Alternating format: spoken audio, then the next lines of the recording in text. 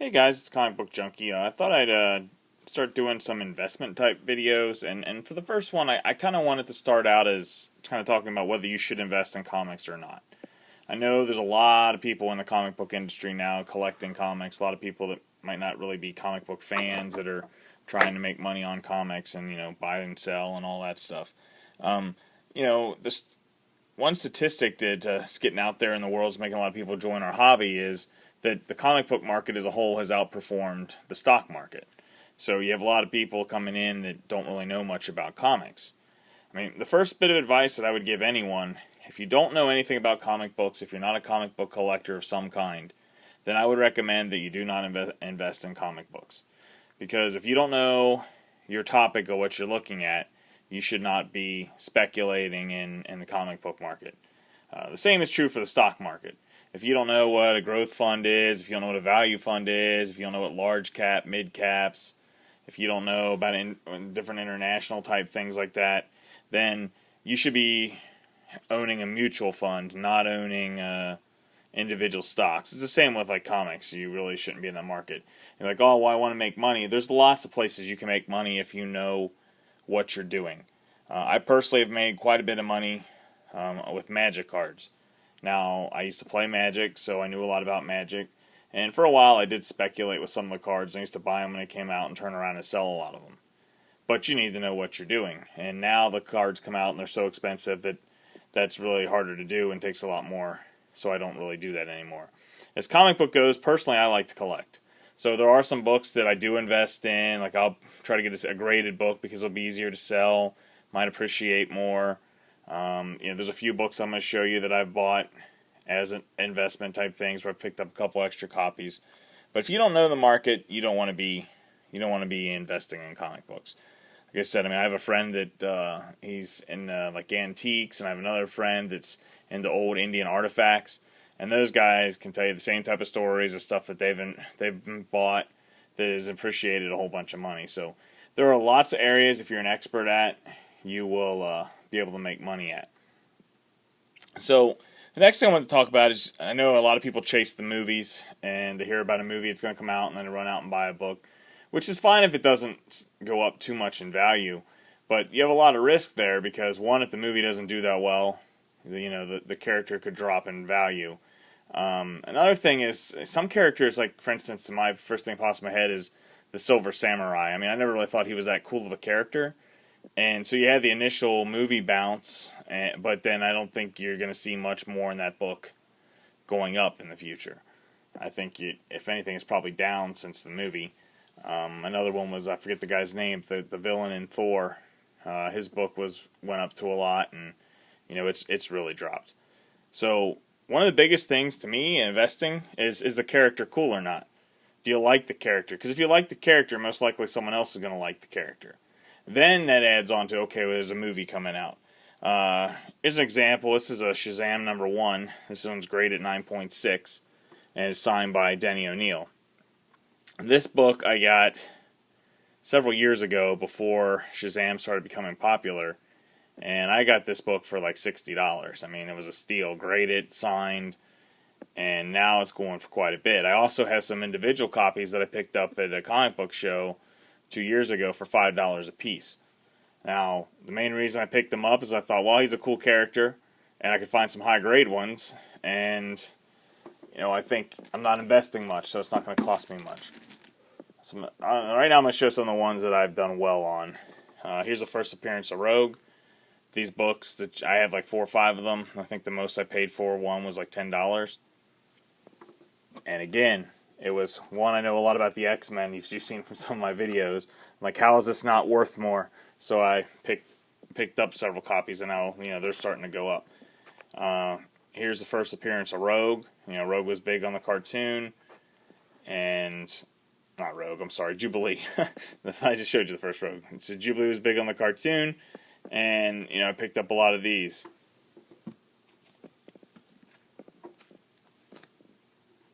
So first, Mr. Sinister.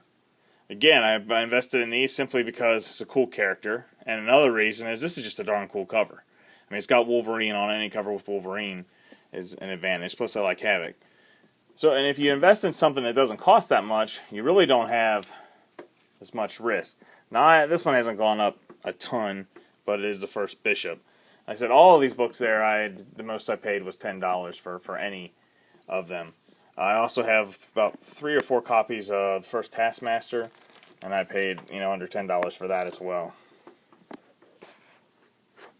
So here's The Walking Dead number 92, 9.8, signed by Robert Kirkman, and it's the first full appearance of Paul Monroe. Now, I pretty much bought this not that long after it first came out, and you could get this pretty cheap. And, almost to where it's harder to get grade it yourself how cheap you could get it. Well, he's just a cool character. And if you read The Walking Dead, he's cool. Same with Michonne. If you read Michonne before the TV show came out, if you had to pick a character that was going to be worth some money, you would have picked her because she was just a cool character. So this one's gone up. So, and the next 3 I'm going to show you. Now, this isn't a high-grade copy, and I wish I had a high-grade copy, but it's hard to find a high-grade copy in this. But this is the first Luke Cage, and he's going to be in his own TV series as well, and he was on Alias. Jessica Jones, the book's Alias. But, one of the big things about this book, outside of the TV show, outside of it being a first appearance and just being a really cool cover, is this was the first black superhero that had his own comic book. The history of that alone makes this book worth something to me. I'm sure for a lot of other people that's an important book to them.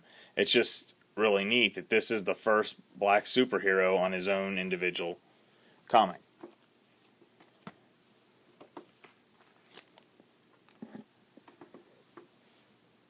First Falcon, I got this book pretty cheap. It's not a very high grade. I would have loved to have more copies of these. I do not have more copies. But again, it was one of the first black superheroes, and plus he was a sidekick of Captain America, and it just had a cool name, the Falcon, and just was a cool character.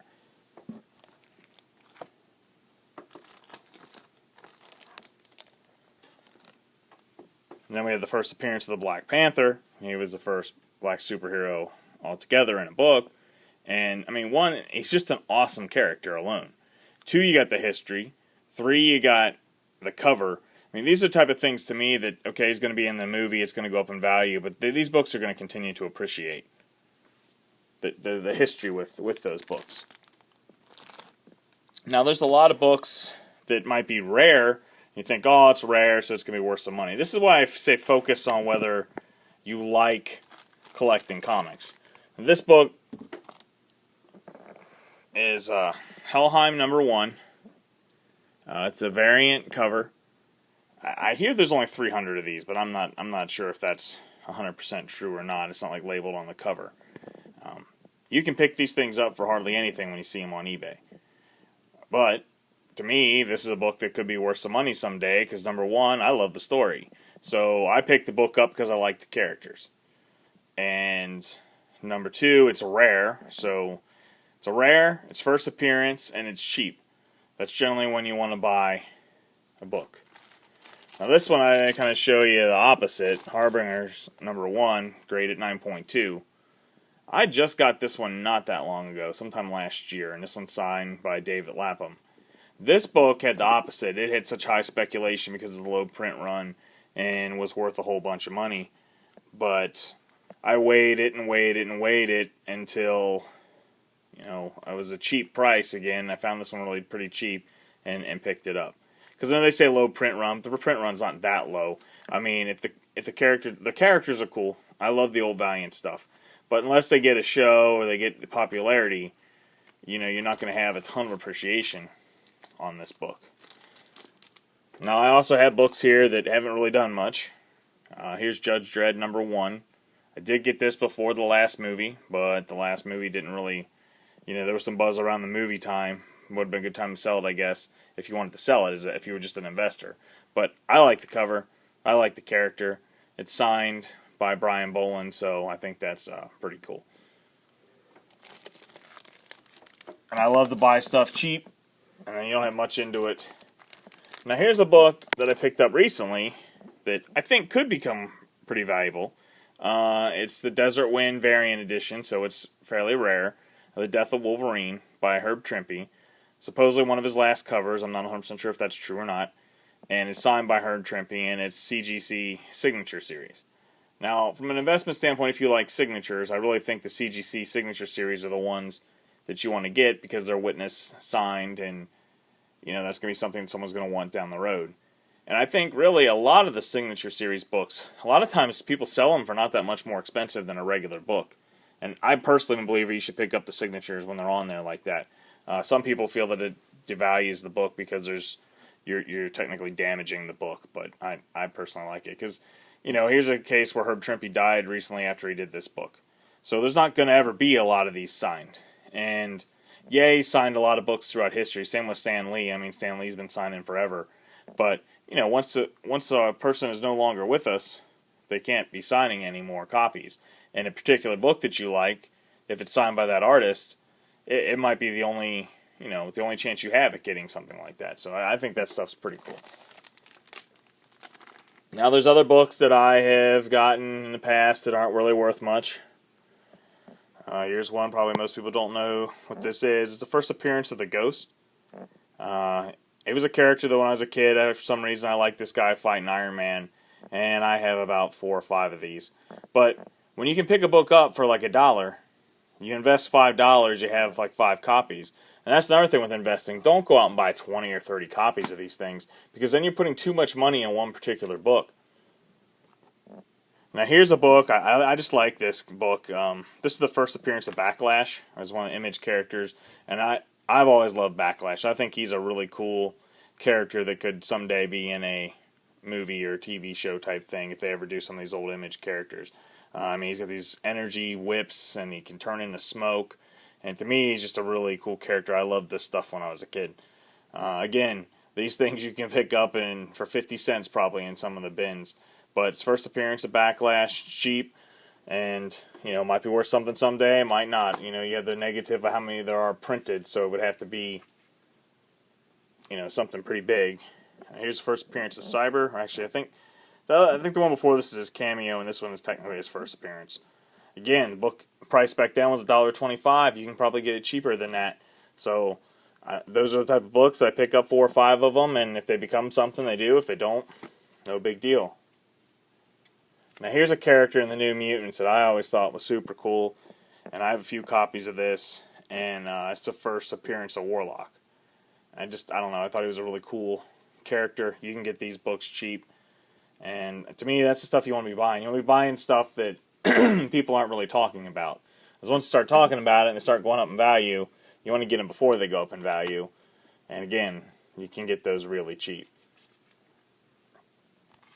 I think this guy's name's Random. And again, this is a highly printed book, so it's probably not going to be worth a whole lot. But, you can pick these things up for under $1, some deals and bins and stuff. And it's his first appearance. His hand's a gun. How cool is that? So a lot of times I'll pick up a handful of books like that. So you can say, I have had some hits, but I've also had some negatives. Another book that I've been picking up lately, because you can find this book in really high grades for $15.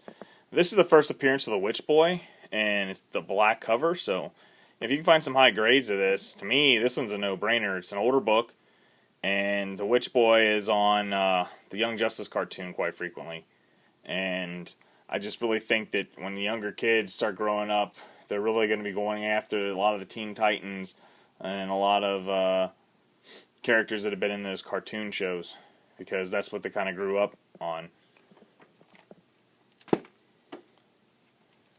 Another very cheap book is the first Omega Red. You can get those really cheap. Again, though, the biggest negative here is there's like 1 million of these things. It's ridiculous how many they printed. So you're never going to get a ton of money out of those.